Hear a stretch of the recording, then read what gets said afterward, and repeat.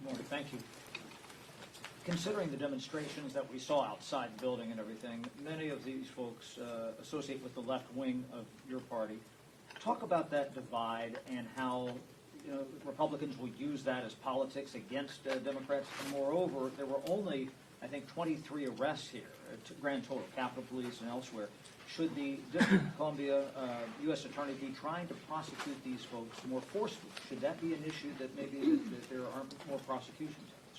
It's not clear to me that any of the protesters associate with the left wing of the Democratic Party when these are individuals who have been aggressively protesting members of the House Democratic Caucus every week, every month, year after year from October 7th in connection with our support for the special relationship between the United States and Israel. So that's a factual assumption that is inaccurate. With respect to the unlawful activity that we've seen take place, particularly immediately outside of Union Station, it is unacceptable to deface public property, desecrate the American flag, threaten Jews with violence, or promote terrorist organizations like Hamas. Unacceptable. Anyone who engages in that activity should be held accountable to the full extent of the law. Not that complicated. Thank you, Mr. Leader. So I spoke with House Dems who boycotted Netanyahu's speech yesterday, and they stated that instead of Netanyahu speaking to Congress, he should be engaging in a ceasefire deal. So what do you make of the fact that the Prime Minister didn't really talk about a ceasefire during his speech, given that nearly 40,000 Palestinians have been killed and hostages are still being held captive? It is my hope and expectation that in the conversations that the Prime Minister has today with both President Biden and Vice President Harris, that a major topic of the conversation will be the Biden-Harris peace plan that calls for, of course, the defeat of Hamas, the freeing of the hostages who have now been held in horrific conditions for close to 300 days, including American citizens, alongside Israeli citizens, and for the immediate surging of humanitarian assistance into Gaza to help out civilians who have been in harm's way through no fault of their own. The Biden-Harris peace plan calls for a ceasefire of at least 6 weeks in phase one to allow for the movement toward a more permanent ceasefire and a just and lasting peace between Israel and the Palestinian people in a way that provides for the safety and security of the people of Israel, allows for the reconstruction of Gaza, partnerships with moderate Arab states like Jordan and Egypt, as well as movement toward normalization with Saudi Arabia, building upon the normalization that has already occurred with the Gulf states, and, of course, in my view, surging economic activity for Palestinian civilians in both Gaza and the West Bank as part of a movement toward ensuring we can get to the just and lasting peace that every reasonable person in the world should want to see in the Middle East. Thank you. Deborah? Oh, thank you, Mr. Leader. So my question is about Vice President Kamala Harris becoming the likely nominee. Some of your frontliners say that they're not sure how she might perform in some of these swing districts. She has a short amount of time to introduce herself. Are you having any conversations with any of your frontliners, and what's your response to them being a little bit hesitant on maybe how she'll impact down ballot? What we've seen over the last few days is that the American people all across the land have been excited, enthusiastic, and energized by the candidacy of Vice President Harris. Vice President Harris has a vision that is designed to lower costs for everyday Americans, grow the middle class, end price gouging, defend democracy, and protect reproductive freedom. Those are issues that are going to excite Democrats, but also, in my view, help move independents and swing voters in our direction as compared to the chaos, the dysfunction, and the extremism that we see on the other side of the aisle. Extreme MAGA Republicans are running away from their agenda because it's so deeply unpopular to the American people. The American people want no part of Trump's Project 2025, which is about total control over the lives of the American people by extreme MAGA Republicans. That's what Trump's Project 2025 is about. Total control over your life. We're all about freedom. Extreme MAGA Republicans want a nationwide abortion ban. Vice President Harris and Democrats believe in a woman's freedom to make her own reproductive health care decisions. Donald Trump and extreme MAGA Republicans want to end Social Security and Medicare as we know it. Vice President Harris and Democrats in the House and the Senate want to protect and strengthen Social Security.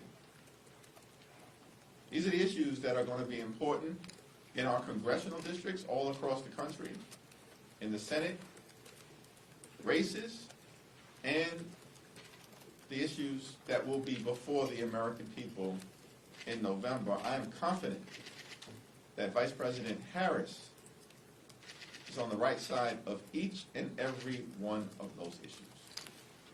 Back row. Thanks.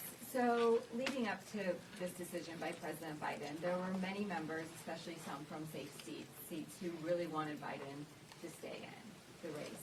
How, now that we see the outcome, how are you addressing some perhaps hurt feelings or challenges with those members who are still upset with how this whole process went down? I haven't had a single conversation with a member of the House Democratic Caucus who has expressed that they are upset with what has unfolded. We are all disappointed in the fact, in my view, that up until this point, the tremendous track record of accomplishment led by President Joe Biden hasn't necessarily been fully felt by the American people, but that often occurs. Yet President Biden, notwithstanding the fact, as he indicated last night, was ready to make his case to the American people, decided in a selfless way to pass the torch to the next generation of Democrats led by Vice President Harris. We are unified. The other side is falling apart. Extreme MAGA Republicans are having a complete and total meltdown. They're lying about Trump's Project 2025. They're lying about reproductive freedom and their intentions to impose a nationwide abortion ban. And they're lying about their desire to end Social Security and Medicare as we know it. Why are they lying? Because they're in free fall. Their agenda is unpopular. Their presidential nominee is the oldest in American history from a modern political party, and their vice presidential nominee is falling apart and crumbling right in front of us. Why was this guy selected? I'm confused. What does he add? What value does this guy add? Extreme MAGA Republicans are asking themselves that question right now. They're falling apart. Not that we're celebrating. They're falling apart. We're going to continue to put people over politics, fight for the things that matter, like lower housing costs, ending price gouging, growing the middle class, defending democracy, and fighting for reproductive freedom. Thank you, Mr. Leader. The Senate voted earlier this week on a bill that would enable victims of non-consensual, sexually explicit deepfakes to be able to sue the perpetrators. Later on today, they're going to vote to advance 2 child online safety bills. There's not been much progress over on this side on these issues. They're issues that are really, really important to the American people. With the House leaving early today to go on August recess, you all not being back until September, is there any optimism that any progress on this issue, which seems to have some bipartisan support, not just within Congress, but across the country, is there any hope that any of these issues will be addressed by the House before the election? House Democrats are going to continue to focus on trying to find bipartisan common ground with our Republican colleagues on any issue in order to make life better for the American people. That is what we have repeatedly done throughout this entire Congress. We believe that our job as members of Congress and representatives of the American people is to solve problems for hard-working American taxpayers and deliver real results. That's the House Democratic Caucus track record. The problem we confront is that the other side is all about chaos, dysfunction, and extremism. They are lying to the American people. We have a single legislative item that is on the floor today. Is it designed to address inflation? No. Is it designed to lower housing costs? No. Is it designed to help address challenges at the border? No. What is it? It's a fake and fraudulent resolution cooked up, I think, by one of the representatives from New York. Continues to embarrass herself regularly. That lies about the vice president. She was never assigned the position of border czar. They're making that up because extreme MAGA Republicans are in full meltdown. They're reeling. They don't know what to do. And they lack an affirmative agenda. By the way, unlawful border crossings at this moment in time, thanks to the leadership of President Biden and partnership with Vice President Harris, is down to lower levels than what it was in the previous administration before the Biden administration took office. Not higher levels, lower levels.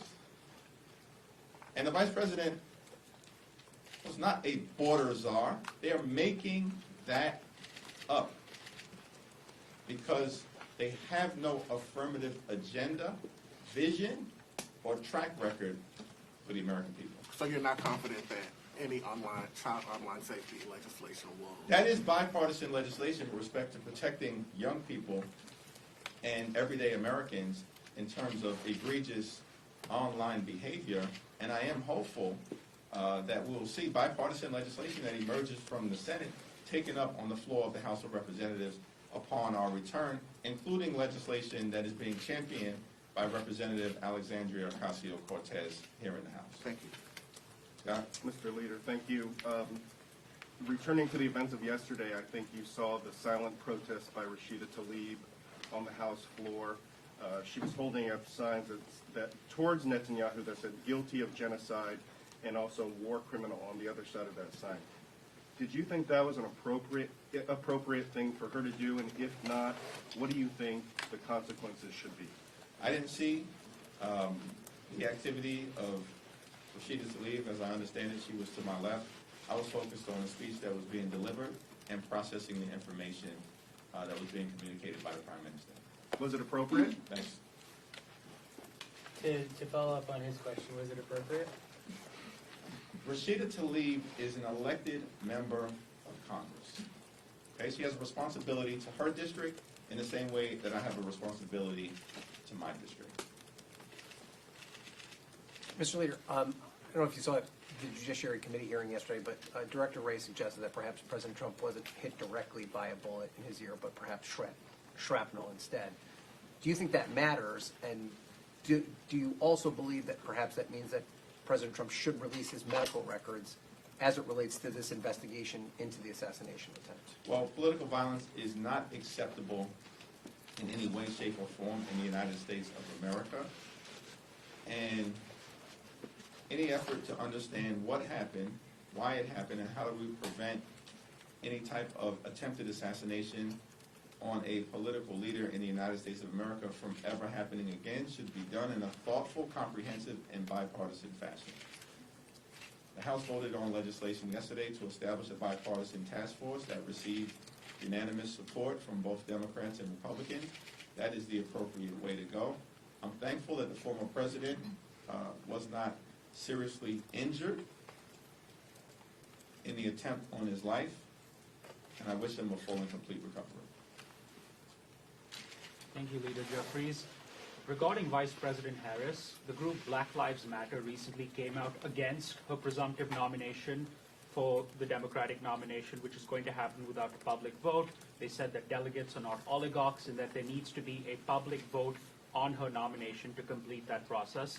As someone who's going to be attending the Democratic Convention later next month, what do you say to groups like Black Lives Matter and others that think that the legitimacy of this presumptive nominee is probably not complete without a public vote and think that the process is oligarchic right now? What do you say to them? Well, it's unclear to me which specific group you're talking about. There are a variety of different Black Lives Matter chapters across the country. There's no one national organization, and so it's hard to respond without understanding the context, other than to say Kamala Harris is the presumptive nominee for a reason. She has excited, energized, and united Democrats all across the country, and that will be reflected, in my view, in the vote of the delegates, who have the ultimate power to determine who represents the Democratic Party at the top of the ticket.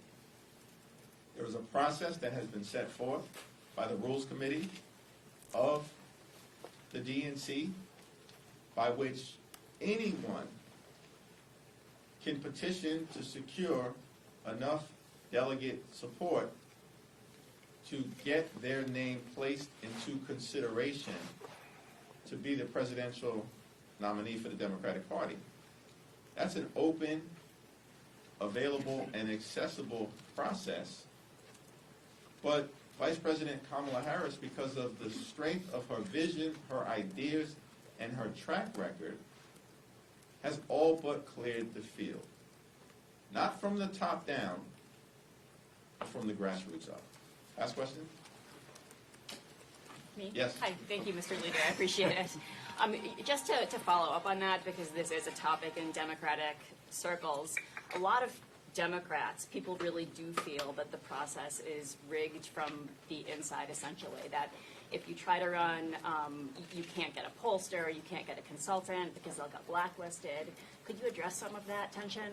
I haven't heard any of that from anyone that I'm privileged to represent back home in New York City, or in any of my travels throughout the country, or from any single member of the House Democratic Caucus, or from any of our supporters who have embraced the candidacy of Vice President Kamala Harris. This was all organic in terms of the surge in enthusiasm and energy directed at Vice President Harris's campaign. She, in fact, indicated that she's going to work hard to earn the nomination. And she has done it presumptively in record speed. And all of the many highly qualified individuals who could have potentially entered into the nomination process decided on their own volition to back Vice President Kamala Harris. These aren't bashful individuals, but they decided on their own that unifying behind Vice President Kamala Harris was not just the right thing to do for the Democratic Party, it's the right thing to do for the country.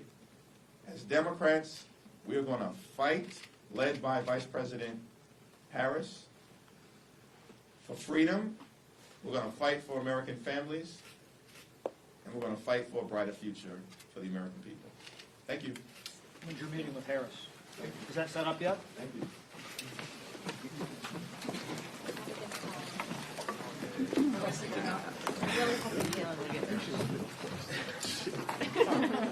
All right.